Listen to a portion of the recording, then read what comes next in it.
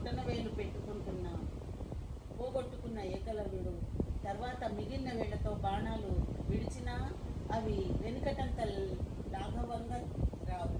పని బొటన వేలు లేదు కదా, మిగతా వేళ్ళతో కొట్టిన అంత మంచిగా షార్ప్గా కుక్క నోట్లో కొట్టలేడు. శబ్దం విని కొట్టలేడు. అర్థమైందా? ఇప్పుడు అందుకోసం గురుభక్తి ఎలాంటిదో ఏకలవ్యుడు కథ చాటి చెప్తుంది. గురుభక్తి అంటే ఏంటి? గురువు గారు గురుదక్షిణ ఏమంటే ఇచ్చేసిండు, ఏదంటే అది. అంటే మొత్తం ప్రపంచంలో గురుదక్షిణ గురువు గారిని ఎవరు అడిగింది ఇచ్చింది ఎవరంటే ఇప్పుడు ఎవరు చెప్పు?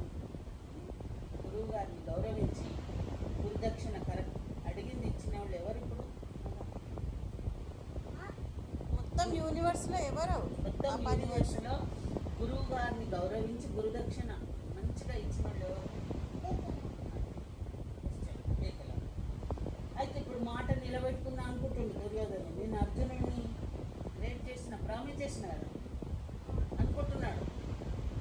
అర్జునుడికి చాలా హ్యాపీ అయింది ఇప్పుడు, అవునా? అంటే అది గురుభక్తి ఎలాంటిదో ఇక్కడ రుచి. తర్వాత ద్రోణుడు కౌరవ పాండవులకు విలువిద్యలో అనేక పరీక్షలు పెట్టిండు. చెట్టు కొమ్మకు వేలాడగట్టిన బాణపక్షి వంటి బొమ్మను అర్జునుడి డొక్కలో చూసి కొట్టగలడు. చెట్టు కొమ్మకున్న దానికి ఒక పక్షి దాని డొక్కలో ఒక పక్షి మీద తల మీద ఏదుందో దానికి కొట్టు, అట్లా ఎగ్జామ్ పరీక్ష పెట్టింది. అన్నీ కరెక్ట్ చేసి తప్పకుండా కొట్టాను. అప్పుడు ద్రోణ శిష్యులను వెంట పెట్టుకుని గంగా నదికి స్నానానికి వెళ్ళాడు. నదిలో స్నానం చేస్తుండగా ఒక ముసలి ద్రోణుడిని పట్టుకుంది. ఒక ముసలి అంటే ముసలి గొడవలు పట్టుకుంది ద్రోణాచార్య.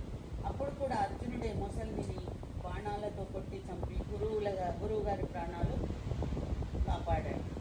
ఇలా అనేక పరీక్షల్లో అర్జునుడు